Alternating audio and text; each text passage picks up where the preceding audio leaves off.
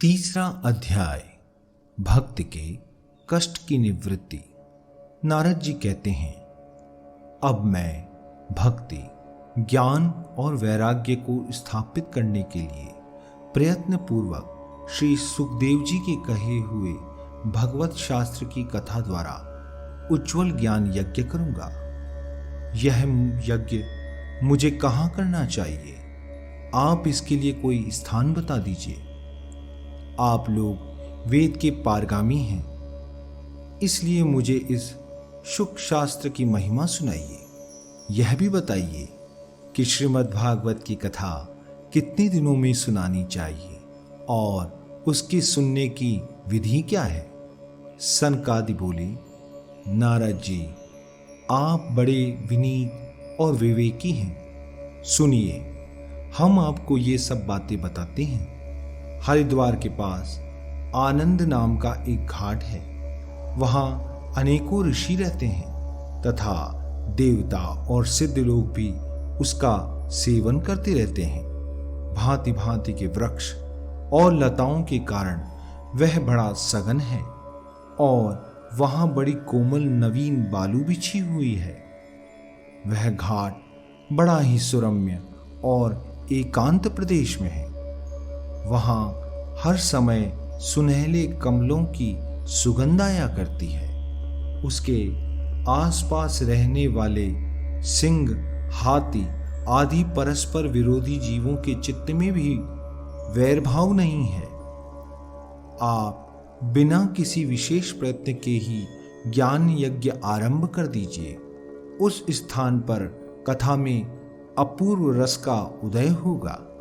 भक्त भी अपनी आंखों के ही सामने निर्बल और जरा जीर्ण अवस्था में पड़े हुए ज्ञान और वैराग्य को साथ लेकर वहां आ जाएगी, क्योंकि जहां भी श्रीमद् भागवत की कथा होती है वहां ये भक्ति आदि अपने आप पहुंच जाते हैं। वहां कानों में कथा के शब्द पढ़ने से ये तीनों तरुण हो जाएंगे। सूत जी कहते हैं, इस प्रकार कहकर नारद जी के साथ सनकादि भी श्रीमद् भागवत कथा अमृत का पान करने के लिए वहां से तुरंत गंगा तट पर चले आए। जिस समय वे तट पर पहुंचे, भूलोक, देवलोक और ब्रह्मलोक सभी जगह इस कथा का हल्ला हो गया।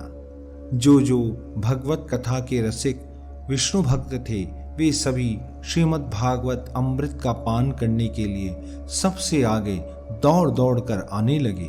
भृगु, वशिष्ठ, च्यवन, गौतम, मेघातिथि, देवल, देवराज, परशुराम, विश्वामित्र, शाकल, मार्कंडेय, दत्तात्रेय, पिप्पलादि, योगेश्वर व्यास और पाराशर, छायाशुक, जाजली और जादू आदि सभी प्रधान प्रधान मुनिगण अपने अपने पुत्र, शिष्य और स्त्रियों समेत बड़े प्रेम से वहां आए।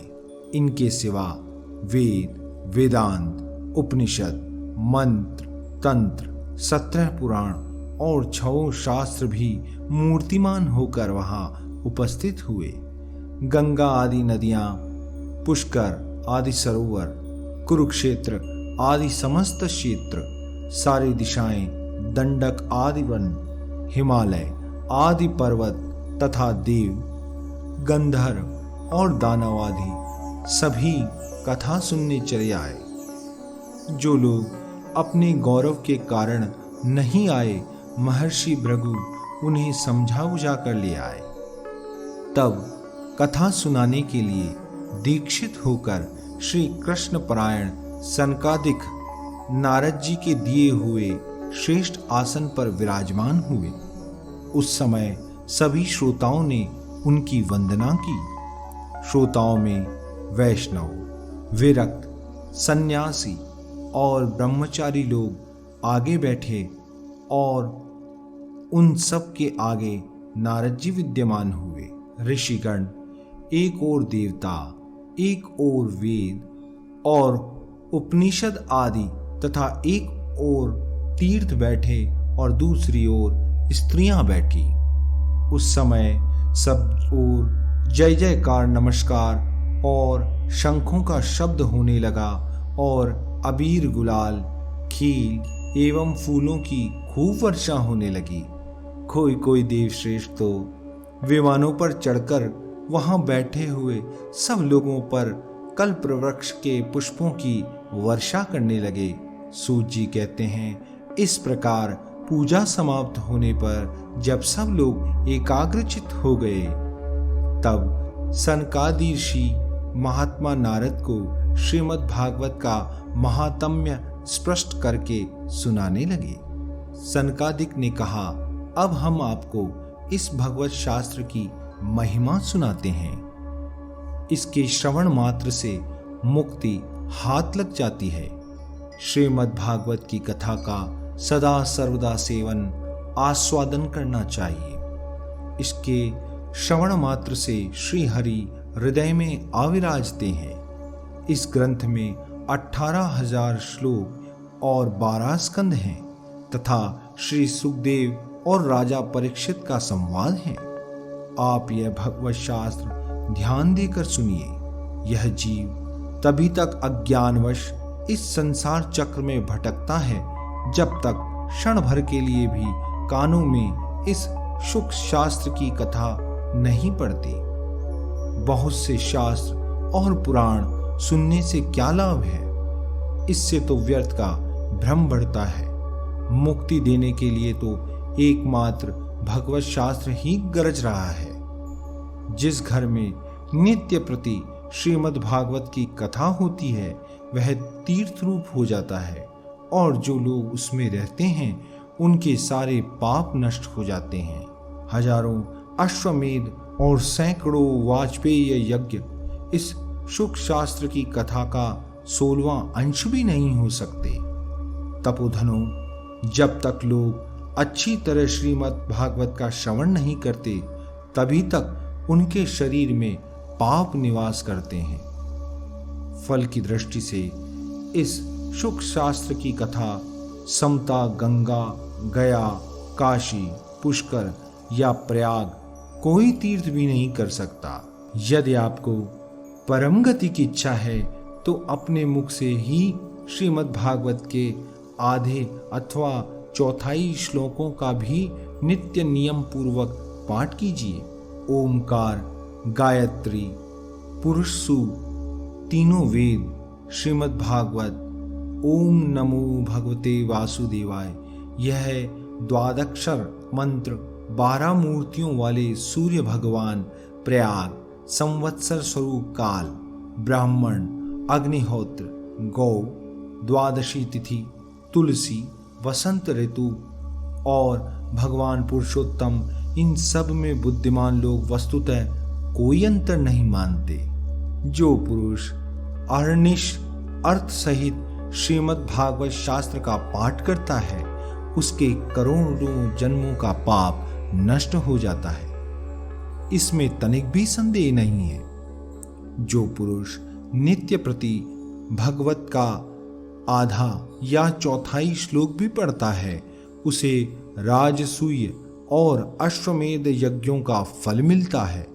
नित्य भगवत का पाठ करना, भगवान का चिंतन करना, तुलसी को सींचना और गौ की सेवा करना, ये चारों समान हैं।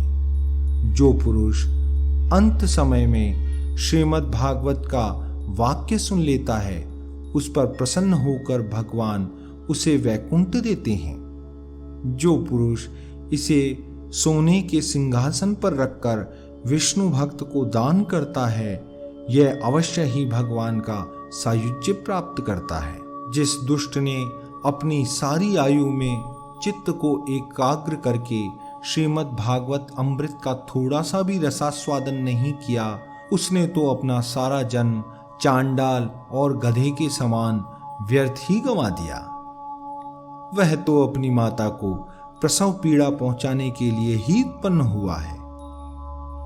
जिसने इस सुख शास्त्र के थोड़े से वचन नहीं सुने वह पापात्मा तो जीता हुआ ही मुर्दे के समान है।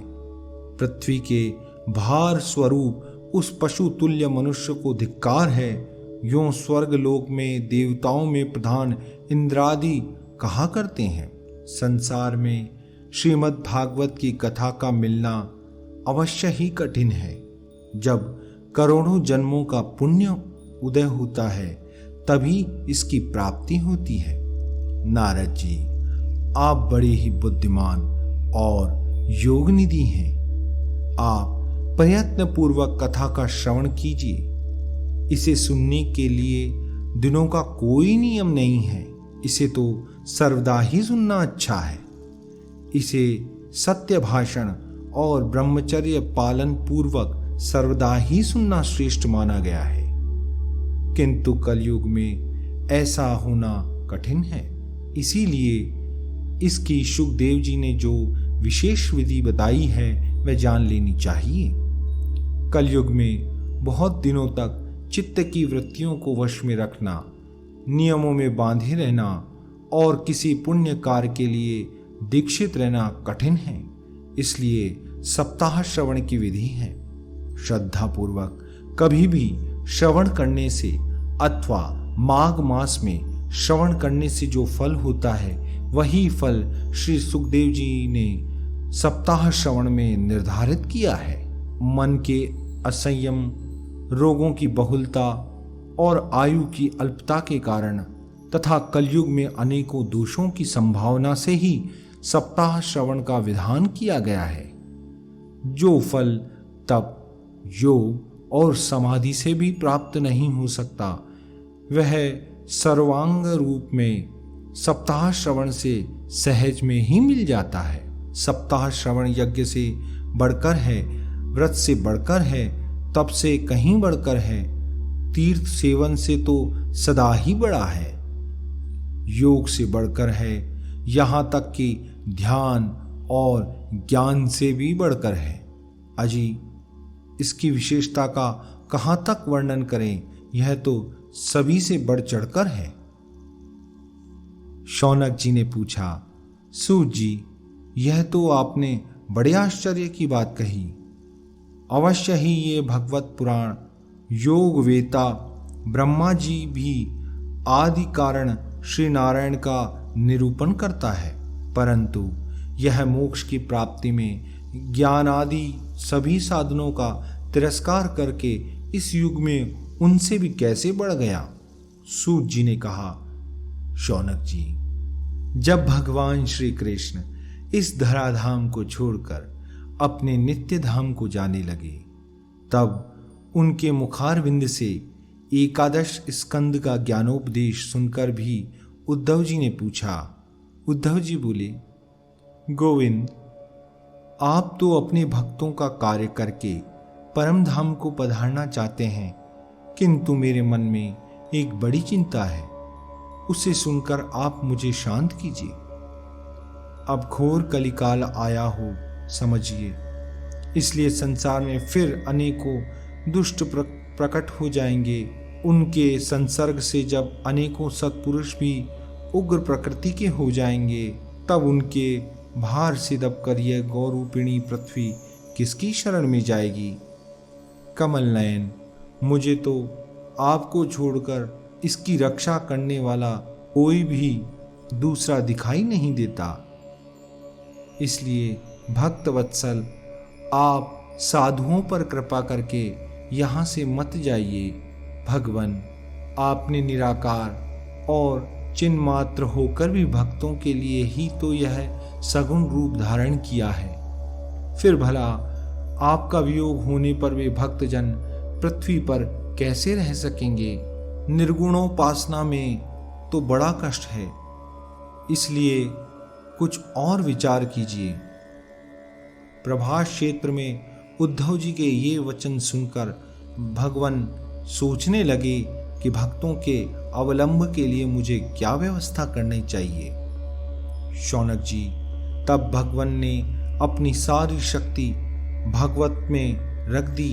वे अंतर ध्यान होकर इस भगवत समुद्र में प्रवेश कर गए। इसलिए ये भगवान की साक्षात शब्दमयी मूर्ति है।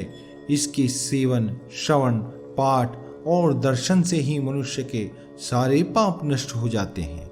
इसी से इसका सप्ताह श्रवण सबसे बढ़कर माना गया है। और कलयुग में तो अन्य सब साधनों को छोड़कर यही प्रधान धर्म बताया गया है।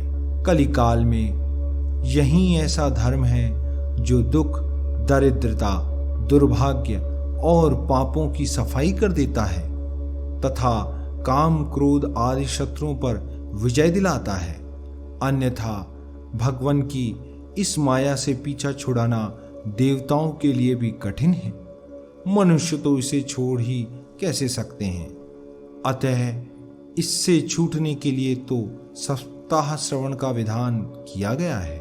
सूत जी कहते हैं, शौनक जी, जिस समय सनकादिक मुनीश्वर इस प्रकार सप्ताह श्रवण की महिमा का बखान कर रहे थे, उस सभा में एक बड़ा आश्चर्य हुआ। उसे मैं तुम्हें बतलाता हूं, सुनो। वहां तरुण अवस्था को प्राप्त हुए अपने दोनों पुत्रों को साथ लिए विशुद्ध प्रेम रूपा भक्ति बार बार श्री कृष्ण गोविंद हरे मुरारे, हे नाथ नारायण वासुदेव आदि भगवान नामों का उच्चारण करती हुई अकस्मात प्रकट हो गई। सभी सदस्यों ने देखा कि परम सुंदरी भक्ति रानी भगवत के अर्थों का आभूषण पहने वहां पधारी। मुनियों की उस सभा में सभी यह तर्क वितर्क करने लगे कि ये यहाँ कैसे आई, कैसे प्रविष्ट हुई। तब सनकादिक ने कहा, ये भक्ति देवी अभी अभी कथा के अर्थ से निकली हैं। उनके ये वचन सुनकर भक्ति ने अपने पुत्रों समेत अत्यंत विनम्र होकर सनत कुमार जी से कहा। भक्ति बोली, मैं कलयुग में नष्ट प्राय हो गई थी।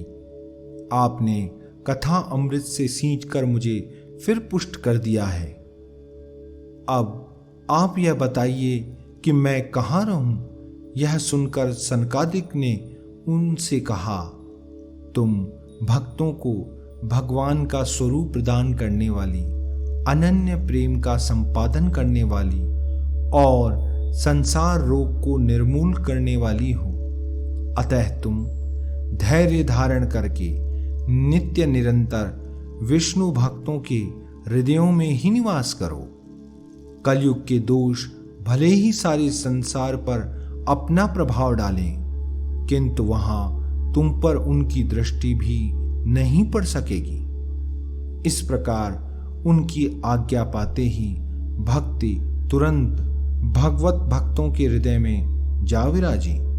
जिनके हृदय में एकमात्र श्री हरि की भक्ति निवास करती है, वे त्रिलोक में अत्यंत निर्धन होने पर भी परम धन्य हैं, क्योंकि इस भक्ति की डोरी से बंधकर तो साक्षात भगवान भी अपना परम धाम छोड़कर उनके हृदय में आकर बस जाते हैं। भूलोक में यह भागवत साक्षात पर ब्रह्म का विग्रह है।